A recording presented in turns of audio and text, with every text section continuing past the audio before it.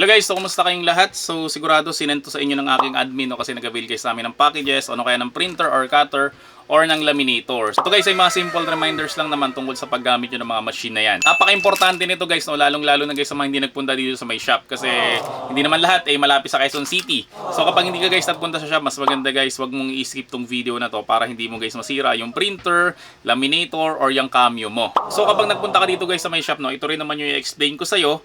Pero usually naman hindi naman talaga na-absorb natin eh. So mas maganda guys, kahit na nagpunta ka na dito, mas maganda panoorin mo rin to at wag mo rin siyang i-skip hanggang sa may dulo.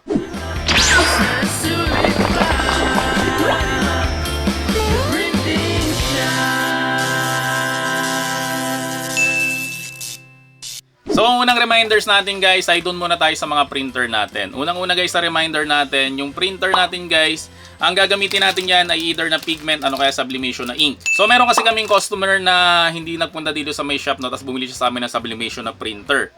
Tapos nagulat siya nung nagpiprint siya at nililipat niya doon sa may baso yung kanyang print ay hindi siya lumilipat.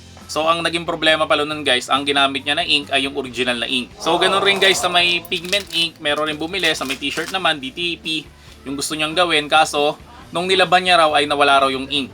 So ang ginamit niya kasi guys na ink is yung original na ink. Kasi guys sa may loob ng box na yan, meron pang original na ink dyan. So yung original na ink na yan guys, no, ganito yung itsura niya. So guys, wag nyo nang gagamitin yung original na ink na yan. Ang gagamitin natin guys, no, either itong pigment ink or itong sublimation ink. So again guys, wag nyo nang gagamitin yung original na ink. So guys, ano pwede natin gawin do sa mga original na ink? Siyempre unang-una pwede natin siyang ibenta. Pangalawa guys, kung meron ka ibang Epson na printer dyan, pwede mo rin siyang gamitin dyan. Basta guys, Epson. So pangalawang reminders guys, no, na yung mga binibili yung printer dito na L121 modified na kaagad yan. Okay? So ano ibig sabihin nun? Yung mga teeth nyan guys, nakaalis na. So sa mga hindi pa nakakalam kung bakit ba inaalis yung shark teeth, no, kasi ang Epson L121, isa yan sa mga pinakamurang printer talaga. Kaso ang problema sa kanya, ang kaya niya lang i-print ay maninipis lang like bond paper. Kapag nag-print kayo sa kanya sa vinyl, ano kaya sa may photo paper, ang nangyari sa kanya is meron siyang guhit. So yung guhit na yun guys, ang cause kasi nun is yung shark teeth na tinatawag. So yung shark teeth na yan guys, no, wala talaga kayo niyang makikita sa Google kasi ako lang nag-imbento ng salitang yan. So kapag may nagsabi sa inyo na inaalis yung shark teeth, sigurado yun guys, napanood niya lang ako. So kapag may napanood kayo na video ko guys na inaalis yung shark teeth, no, hindi nyo na kailangan guys alisin yun. Kasi baka magulat kayo, no, binuksan nyo na yan, tapos pagdating sa loob, nakaalis na pala, no, so sayang yung effort nyo. Pero may mga instances talaga guys, no, na yung mga tornilyo dun sa may pinagkakabitan ng shark teeth na yun, eh medyo nahihigpitan ko. Okay, so napakadalang lang naman nun. Siguro sa 1,000 na printer, isang ganun lang ang nagawa ko. Pero kung sakaling mangyari na magiging experience sa may printer nyo is lagi siya nagpe-paper jam. So luluwagan lang natin yung mga tornilyo na yon at meron rin naman kami isasend na video sa inyo, no, kung paano ginagawa yun. Pero guys, sobrang dalang nun, as in sobrang rare na nangyayari yun. Siguro nangyari yun kapag pagod na yung kamay ko. Okay, pero imposible yun. Halos imposible yung nangyari yun. Pero at least alam nyo rin naman na kapag lagi nagpe-paper jam, eh medyo nahigpitan ko lang naman yung tornilyo na yon. Tapos nga guys, no, pangatlong reminder ko na kamukha rin na tong video na to, no, huwag kayo guys mag-i-skip na mga sinesend namin sa inyo kasi kapag ka nag-skip kayo, baka magkamali kayo. Hindi lang siya guys baka no, kasi kadalasan talaga nagkakamali kasi nga ini-skip nila yung mga video na ginagawa namin. Kamukha nung sinabi ko nga kanina na nag-print siya sa may baso kaso hindi lumilipat yung ink. In-skip niya raw guys yung video, hindi niya raw akalain na yung sublimation ink na pala yung isasali natin instead na yung original na ink. So pang-apat na reminders guys sa mga printer, no, makikita niyo yung mga gilid niyan transparent dyan. So ibig sabihin nun guys, no, nakikita natin yung ink level. Guys, wag nating hahayaang matuyuan yung mga printer natin ng ink. Kasi kapag ka natuyuan niya, magkakamera ng bubbles yung mga hose niyan.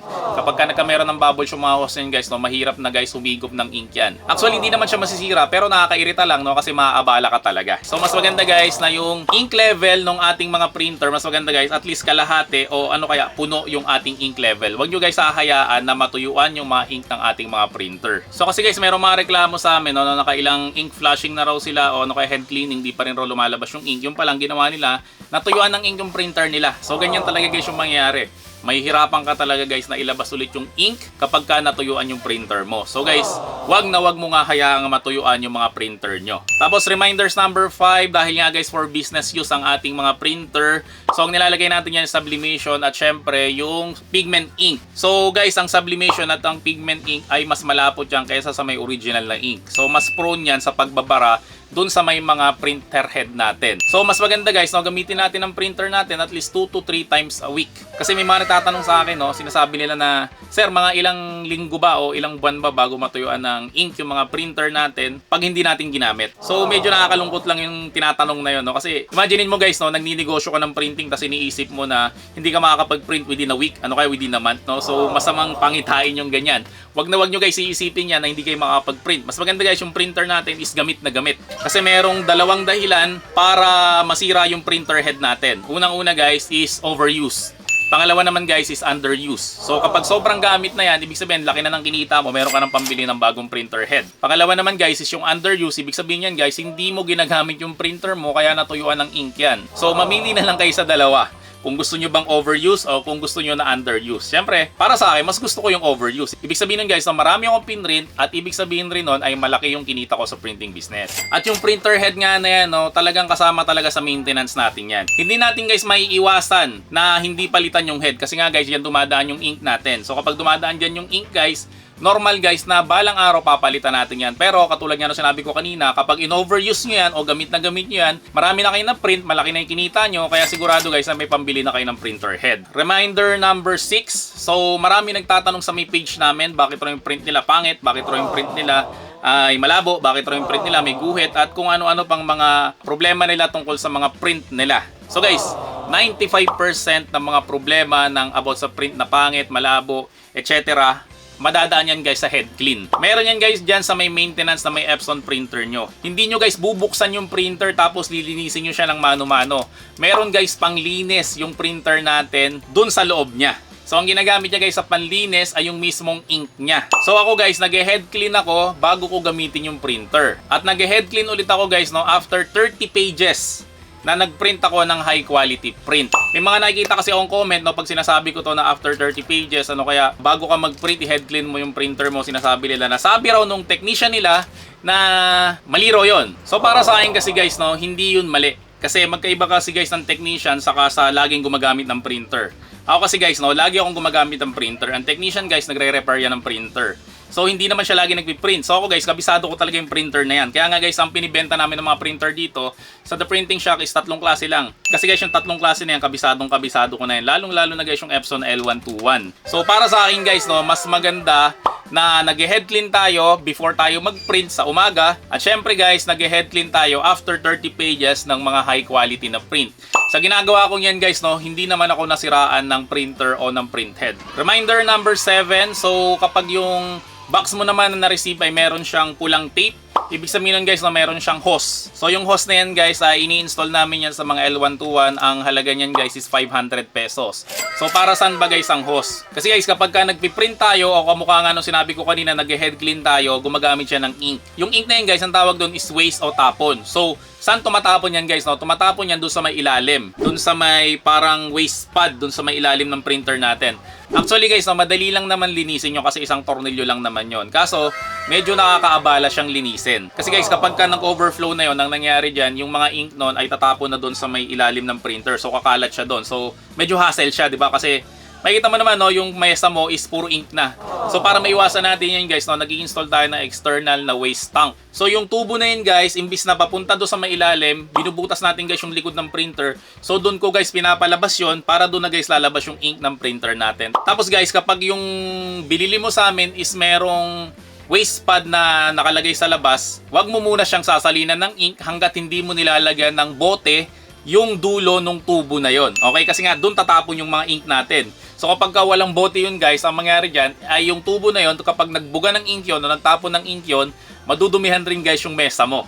So hindi naman guys nakakasira yun, pero nakakairita pa rin yun, di ba? Kasi nga nasisira yung mesa mo, baka mapagalita ka pa ng asawa mo. Pagka L3210 or yung L5290 yung gagamitin nyo, itong syringe na to ay freebies lang naman namin to, no? Pero minsan kasi nauubusan kami nito. So kapag nauubusan kami nito, ibig sabihin nun, walang kasama yan sa may printer mo. So kung walang kasama yan guys, no, may nabibili naman ito sa mga butika. Okay, so bumili ka na lang nito. Pero hanggat maaari guys, so nilalagyan talaga namin itong mga injection.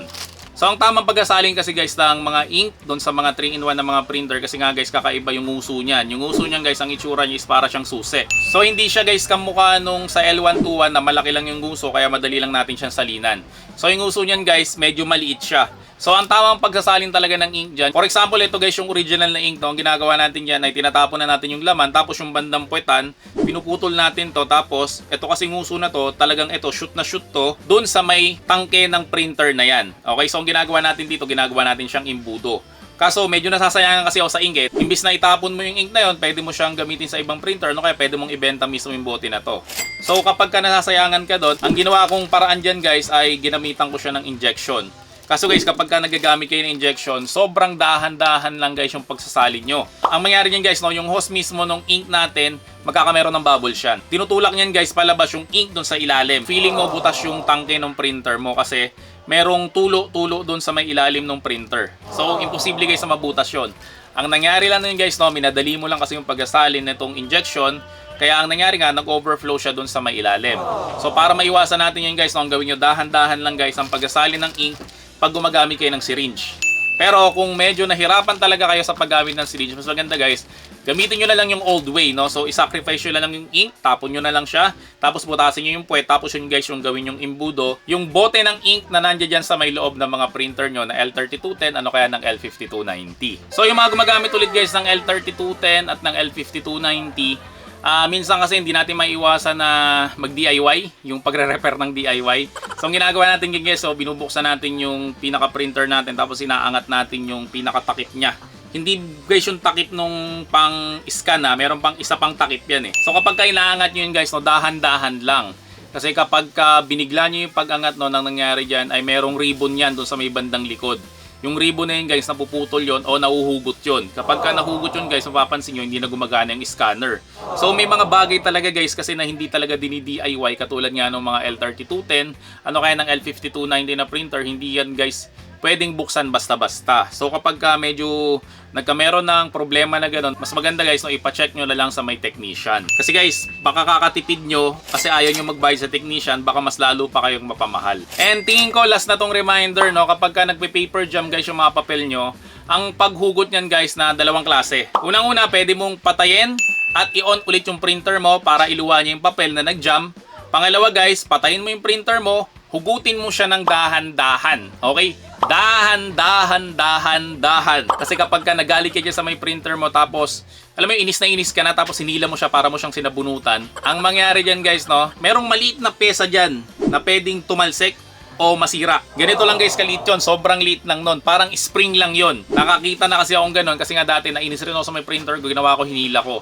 Tapos ang nangyari nun, kapag nagpi-print ako, hindi na siya nagpi-feed. So parang wala ng power, parang wala na siyang lakas. Yung pala guys, nahugot yung spring na yun, ganito lang yung kalit guys. Ang halaga nun, mura lang naman yun. No? Siguro ang halaga nun, mga 10 piso lang. Kaso ang problema nun, hindi ka makakabili nun ng yun lang. So kailangan mo guys sumanap ng isang printer na sira para makakuha ka ng spring na yun. So ganun guys, kalaking abala ang ibibigay sa'yo kasi sinabunutan mo yung printer mo. Wag na wag ka guys, maiinis dyan sa may printer mo. Kapag hihilahin mo guys yung papel na nag-jam dyan, sobrang dahan-dahan lang.